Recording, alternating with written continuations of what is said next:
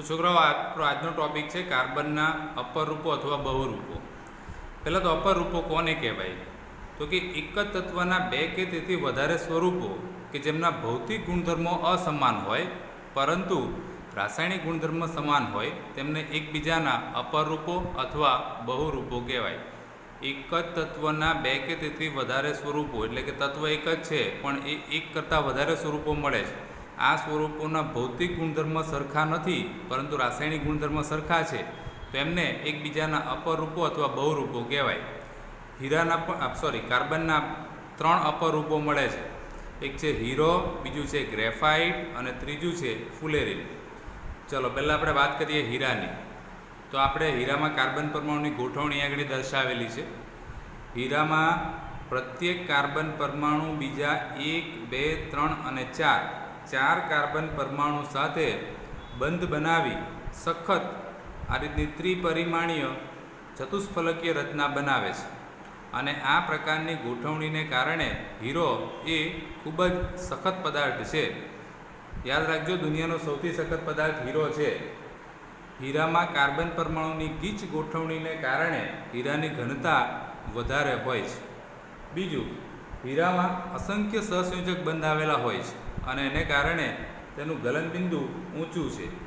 હીરામાં કોઈ મુક્ત ઇલેક્ટ્રોન હોતો નથી એટલા માટે હીરો એ વિદ્યુતનો અવાહક છે। હીરાનો વક્રી ભવનાંક વધારે હોય છે અને એને કારણે હીરો પારદર્શિતા ધરાવે છે અને આપણે શુદ્ધ કાર્બન હોય તો એને ઊંચા તાપમાન અને દબાણે ગરમ કરવામાં આવે તો એમાંથી હીરા બનાવી શકાય છે, જેને આપણે કૃત્રિમ હીરા તરીકે સિન્થેટિક ડાયમંડ તરીકે ઓળખીએ છીએ। એ બનાવી શકાય છે। સિન્થેટિક ડાયમંડ કદમાં નાના હોય છે પરંતુ એને કુદરતી હીરાથી સરળતાથી અલગ કરી શકાતા નથી। તો હીરામાં પ્રત્યેક કાર્બન પરમાણુ બીજા 4 કાર્બન પરમાણુ સાથે બંધ બનાવી સખત ત્રિપરિમાણીય ચતુષ્ફલકીય રચના બનાવે છે અને આ પ્રકારની ગોઠવણીને કારણે હીરો એ ખૂબ જ સખત પદાર્થ છે।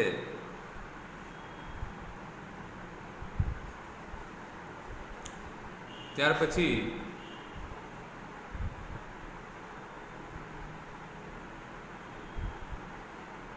હીરામાં કાર્બનની ગીચ ગોઠવણીને કારણે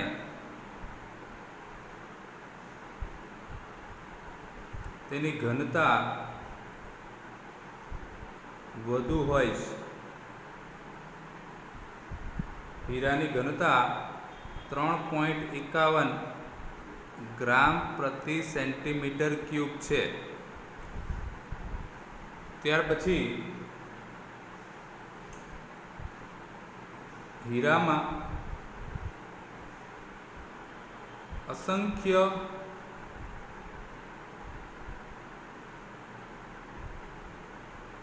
सहसंयोजक बंध होवाथी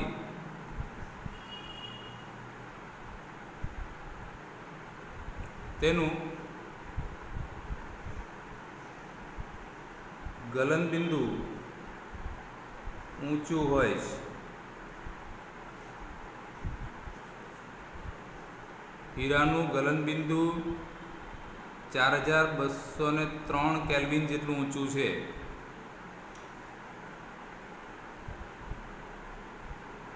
हीरामां कार्बन परमाणु पासे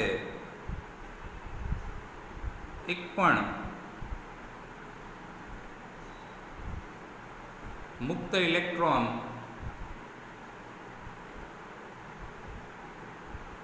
न होवाथी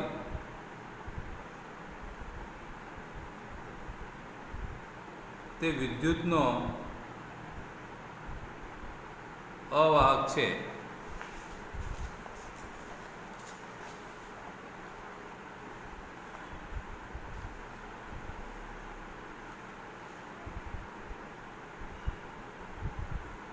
હીરાનો વક્રીભવનાંક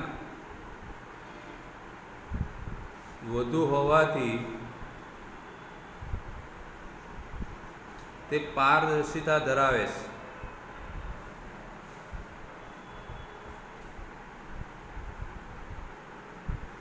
શુદ્ધ કાર્બનને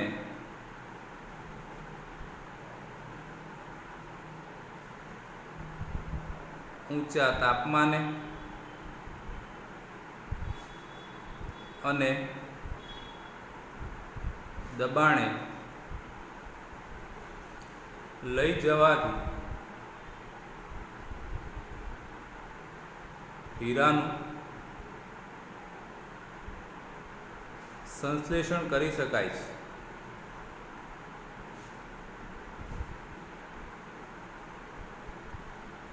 આ રીતના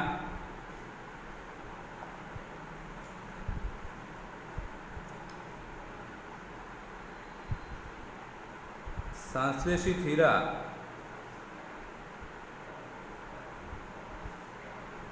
કુદરતી હીરા કરતાં કદમાં નાના હોય છે.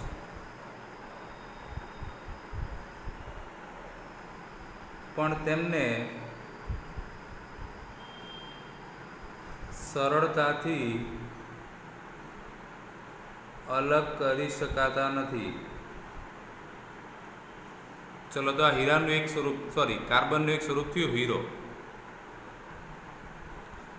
ચલો, ત્યાર પછી કાર્બનનું બીજું સ્વરૂપ છે ગ્રેફાઇટ.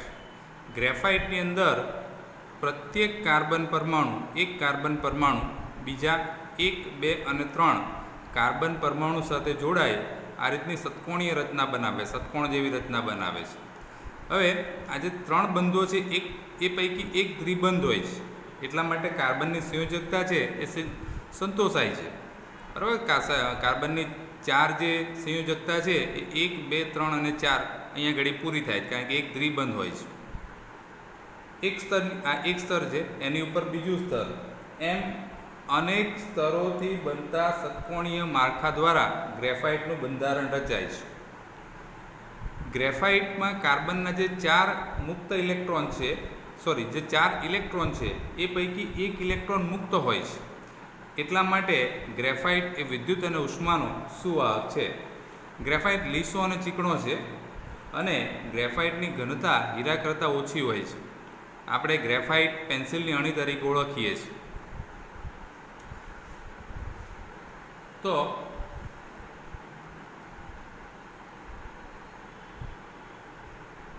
ગ્રેફાઇટમાં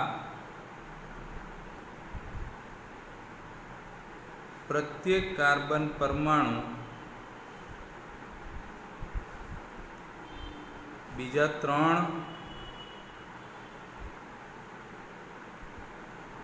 કાર્બન પરમાણુ સાથે જોડાઈ ષટકોણીય રચના બનાવે છે.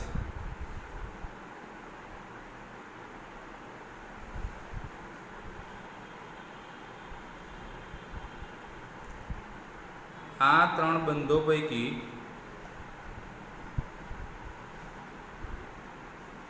એક દ્વિબંધ હોય છે.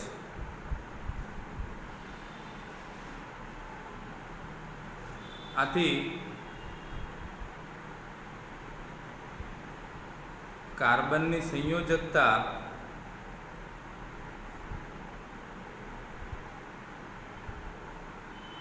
સંતોષાય છે. એક સ્તરની ઉપર બીજું સ્તર, એક સ્તરની ઉપર બીજું સ્તર, એમ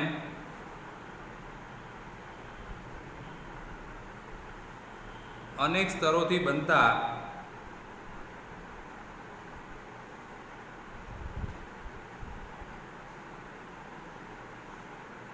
ષટકોણીય માળખા દ્વારા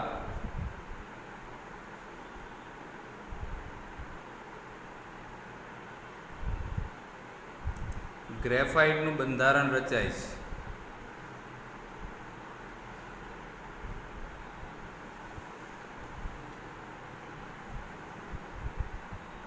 ગ્રેફાઇટમાં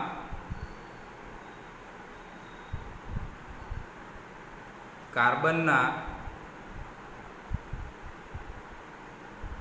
4 ઇલેક્ટ્રોન પૈકી એક મુક્ત ઇલેક્ટ્રોન હોય છે.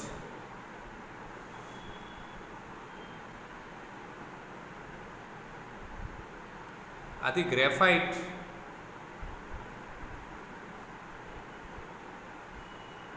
ઉષ્મા અને વિદ્યુતનો સુવાહક છે.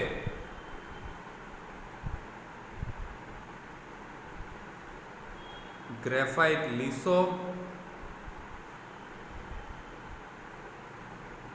અને ચીકણો હોય છે અને ગ્રેફાઇટની ઘનતા હીરા કરતાં ઓછી હોય છે. એની ઘનતા 2.22 ગ્રામ પ્રતિ સેન્ટીમીટર ક્યુબ છે.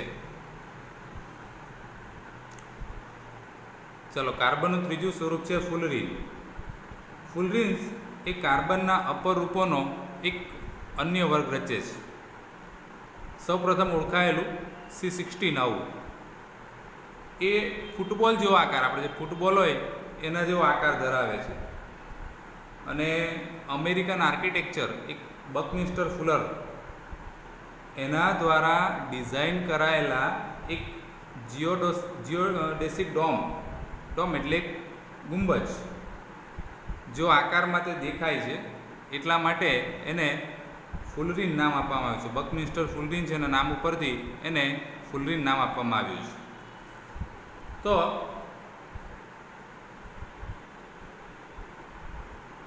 ફુલરીન એ કાર્બનના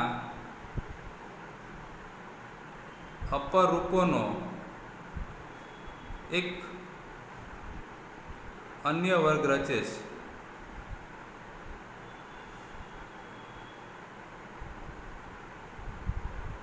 સૌપ્રથમ ઓળખાયેલા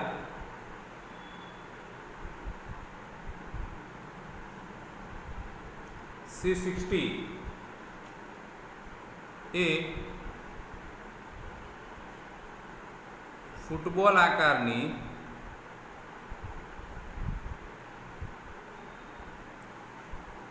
કાર્બન પરમાણુની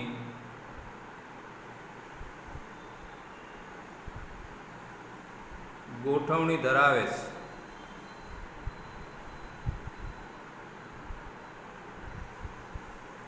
તે એક અમેરિકન આર્કિટેક્ચર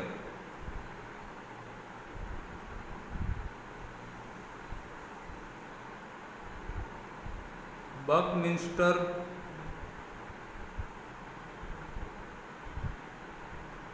ફુલર દ્વારા ડિઝાઇન કરેલા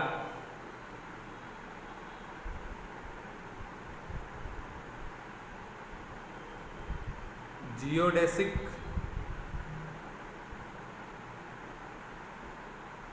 ડોમ જેવો દેખાય છે.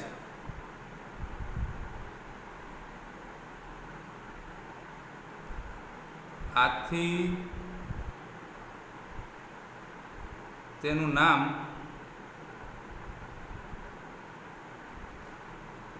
ફુલરીન રાખવામાં આવ્યું છે.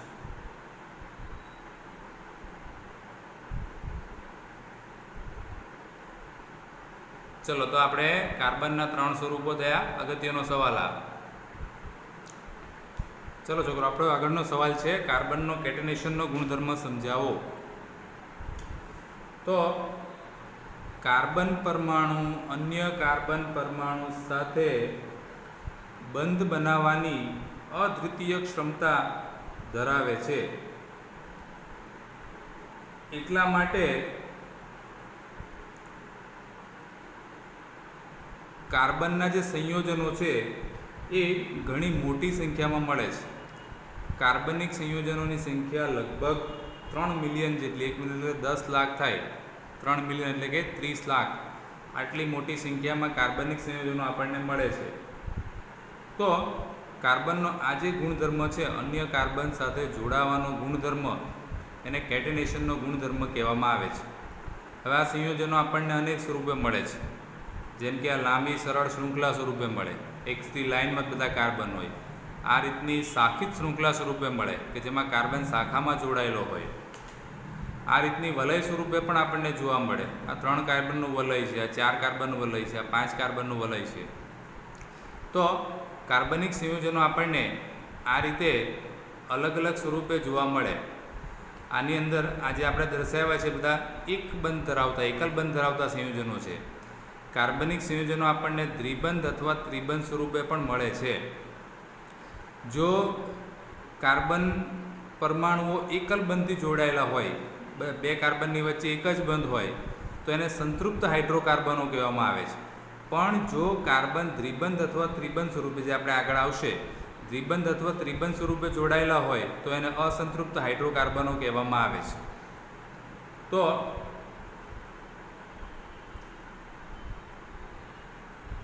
કાર્બન પરમાણુ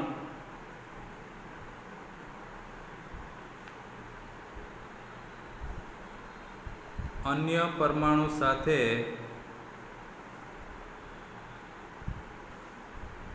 ઇલેક્ટ્રોનની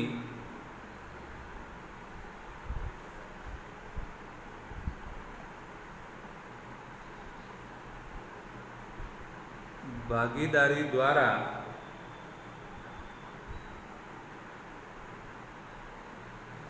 સહસંયોજક બંધનું નિર્માણ કરી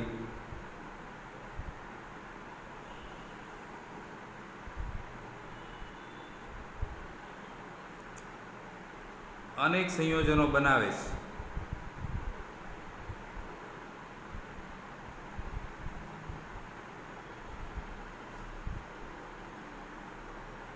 જેની સંખ્યા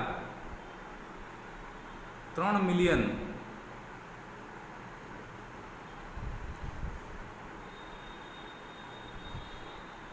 જેટલી છે.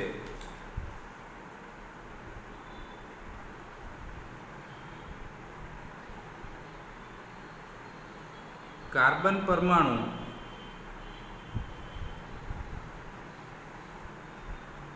અન્ય કાર્બન પરમાણુ સાથે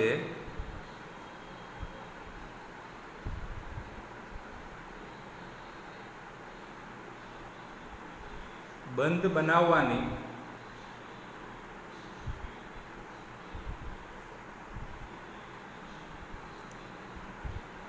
અદ્વિતીય ક્ષમતા ધરાવતો હોવાથી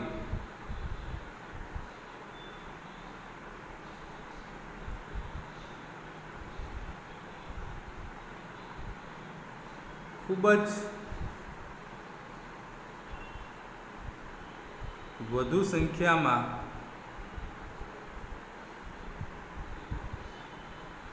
સંયોજનો બનાવે છે. તેને કેટેનેશન કહેવામાં આવે છે. હવે આ સંયોજનો આવી સરળ શૃંખલામાં, શાખિત શૃંખલામાં અથવા વલય સ્વરૂપે હોય છે. આ સંયોજનો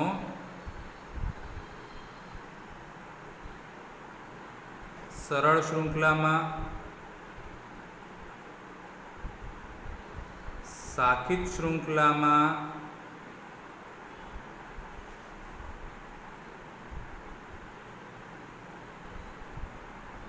અથવા વલય સ્વરૂપે હોય છે.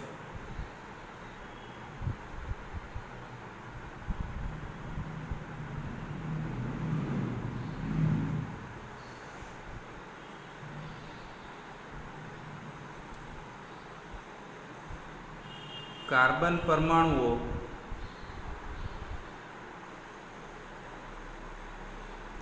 એકલબંધ ઉપરાંત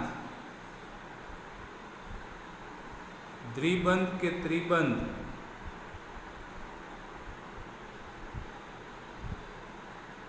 સ્વરૂપે પણ જોડાઈ શકે છે.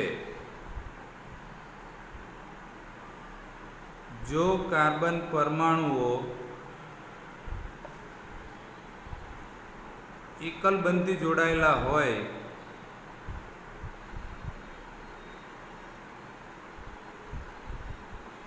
તો તેમને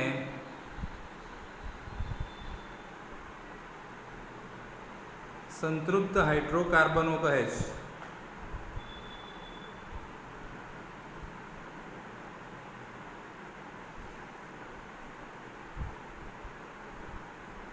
જો કાર્બન પરમાણુઓ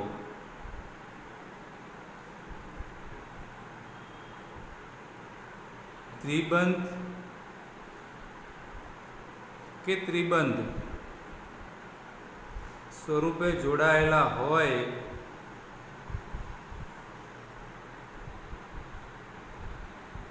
તો તેમને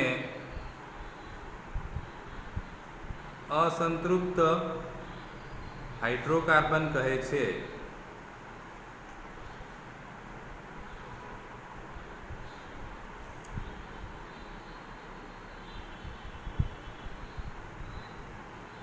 કાર્બન સંયોજનોમાં જે હદે કેટેનેશનનો ગુણધર્મ જોવા મળે છે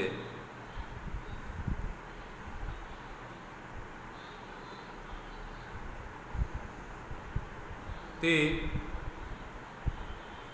અન્ય સંયોજનોમાં અન્ય તત્વોમાં જોવા મળતો નથી. તો આ ગુણધર્મને કાર્બનનો કેટેનેશનનો ગુણધર્મ કહેવામાં આવે છે. ચાલો ત્યાર પછી છે કાર્બનની ચતુઃસંયોજકતા. તો કાર્બનની સંયોજકતા 4 છે, આપણને ખબર છે. પરમાણુ ક્રમાંક એનો 6, ઇલેક્ટ્રોન રચના 2, 4, એટલે એની બહારની કક્ષામાં 4 ઇલેક્ટ્રોન હોય એટલે એની સંયોજકતા જે છે એ 4 છે. એટલે કાર્બન પરમાણુ બીજા 4 કાર્બન પરમાણુ સાથે બંધ બનાવવાની ક્ષમતા ધરાવે છે. કાર્બન ઉપરાંત oxygen, hydrogen, nitrogen, sulphur, chlorine અને બીજા તત્વ સાથે વિશિષ્ટ ગુણધર્મ ધરાવતા સંયોજનો બનાવે છે. અને આ વિશિષ્ટ ગુણધર્મ સંયોજનમાં રહેલા કાર્બન સિવાયના બીજા તત્વો ઉપર આધાર રાખે છે. કાર્બન પરમાણુ એ મોટા ભાગના અન્ય તત્વો સાથે ખૂબ જ પ્રબળ બંધ બનાવે છે અને એ પ્રબળ બંધ સંયોજનોને સ્થાયી બનાવે છે. કાર્બનનું કદ નાનું હોય છે એટલે એમાં ભાગીદારી પામેલા જે ઇલેક્ટ્રોન યુગ્મ છે અને કાર્બન મજબૂતાઈથી જકડી રાખે છે અને એને કારણે કાર્બન દ્વારા પ્રબળ બંધનું નિર્માણ થાય છે, જેની સરખામણીમાં અન્ય તત્વો જે છે એ નિર્બળ બંધનું નિર્માણ કરે છે. તો કાર્બનની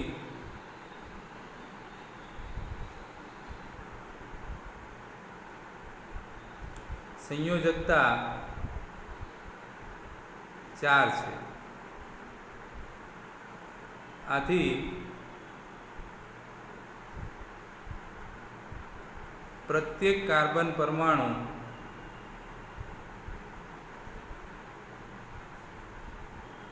તે બીજા 4 કાર્બન પરમાણુ સાથે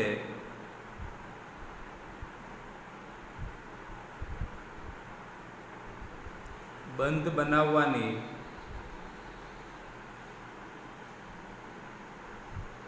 ક્ષમતા ધરાવે છે.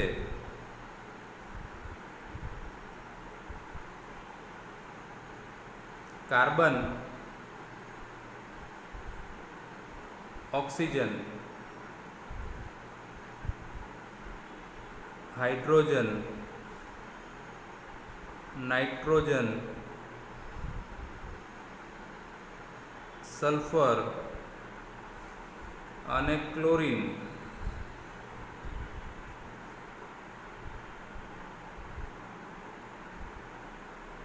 જેવા તત્વો સાથે વિશિષ્ટ ગુણધર્મો ધરાવતા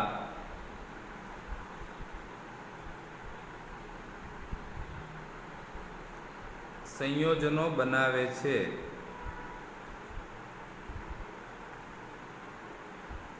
આ વિશિષ્ટ ગુણધર્મો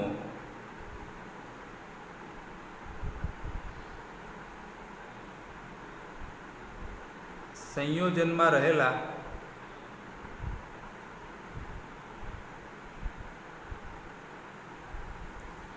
કાર્બન સિવાયના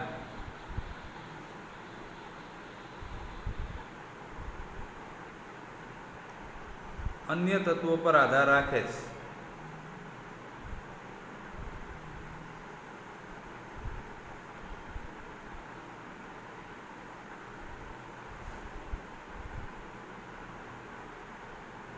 કાર્બન પરમાણુ એ મોટા ભાગના તત્વો સાથે પ્રબળ બંધ બનાવે છે.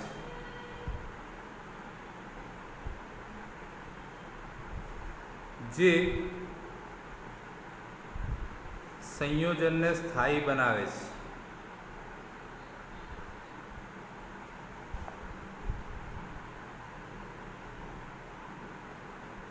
કાર્બનનું કદ નાનું હોવાથી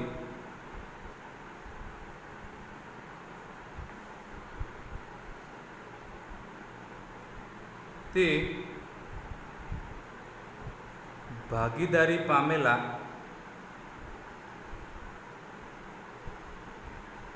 ઇલેક્ટ્રોન યુગ્મને મજબૂતાઈથી જકડી રાખે છે.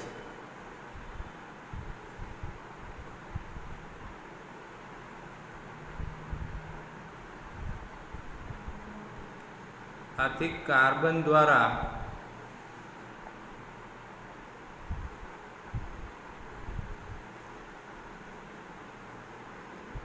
મજબૂત બંધનું નિર્માણ થાય છે.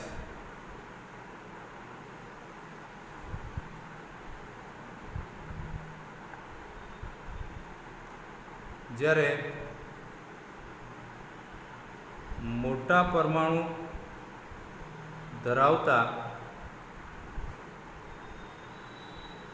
તત્વો દ્વારા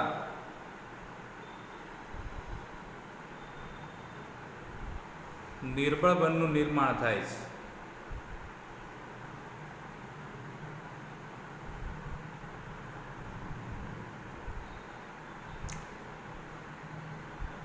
ચલો આપણો નેક્સ્ટ સવાલ છે, વોહલરે કઈ માન્યતાનું ખંડન કર્યું? ઉદાહરણ આપીને સમજાવો. તો કાર્બન પરમાણુના બે વિશિષ્ટ ગુણધર્મો હમણાં આપણે જોયા, એક છે કેટેનેશન અને બીજું છે ચતુઃસંયોજકતા. આ બે વિશિષ્ટ ગુણધર્મને કારણે કાર્બનિક સંયોજનો બહુ મોટી સંખ્યામાં મળે છે.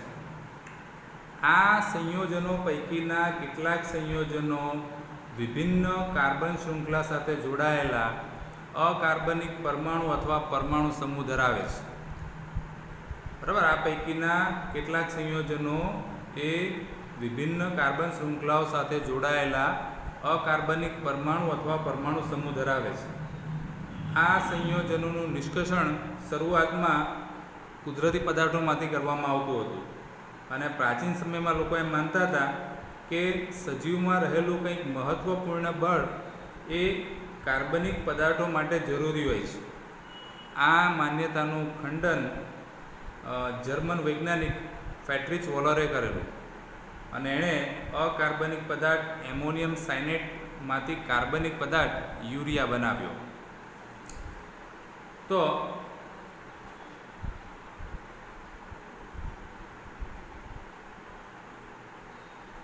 કાર્બન પરમાણુ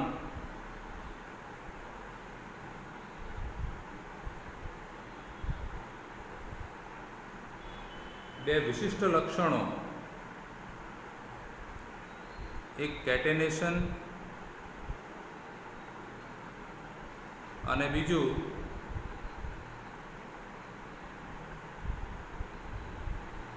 ચતુસંયોજકતા આ બેને કારણે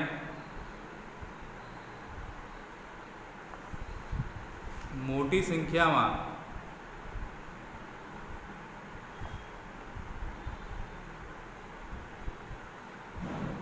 સંયોજનોનું નિર્માણ કરે છે.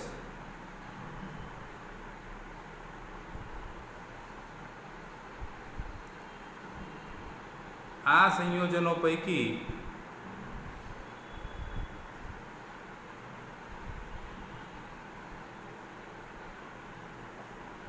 કેટલાક સંયોજનો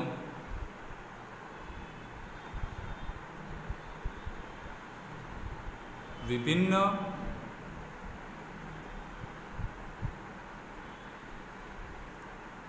કાર્બન શૃંખલા સાથે જોડાયેલા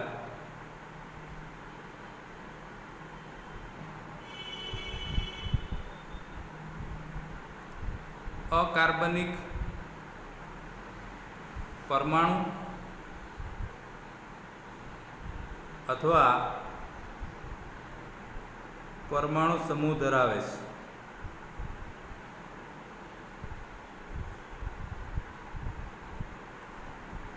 આ સંયોજનોનું નિર્માણ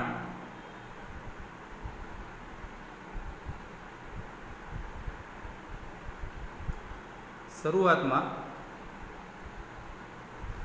કુદરતી પદાર્થોમાંથી કરવામાં આવતું હતું.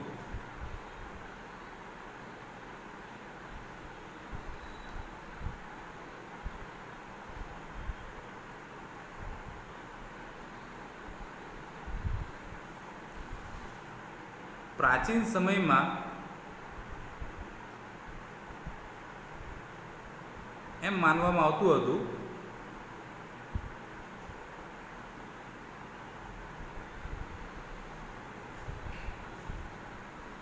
કે સજીવમાં રહેલું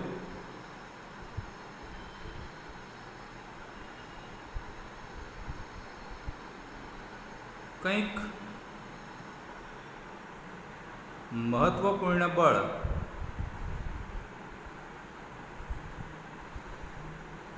કાર્બનિક પદાર્થોના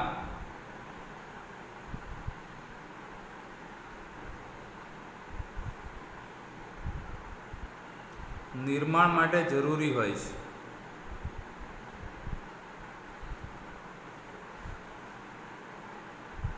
અને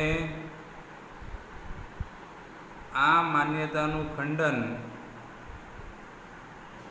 જર્મન વૈજ્ઞાનિક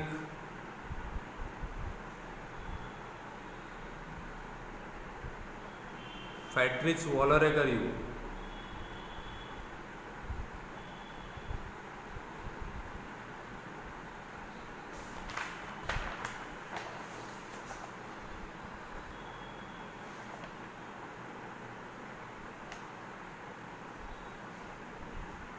તેણે અકાર્બનિક પદાર્થ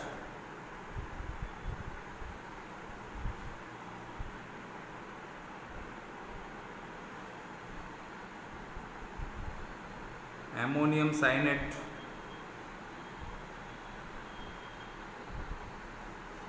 માંથી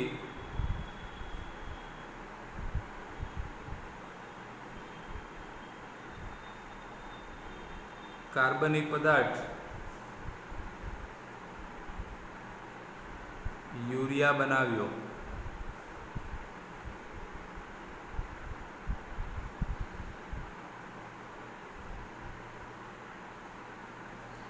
એમોનિયમ સાયનેટ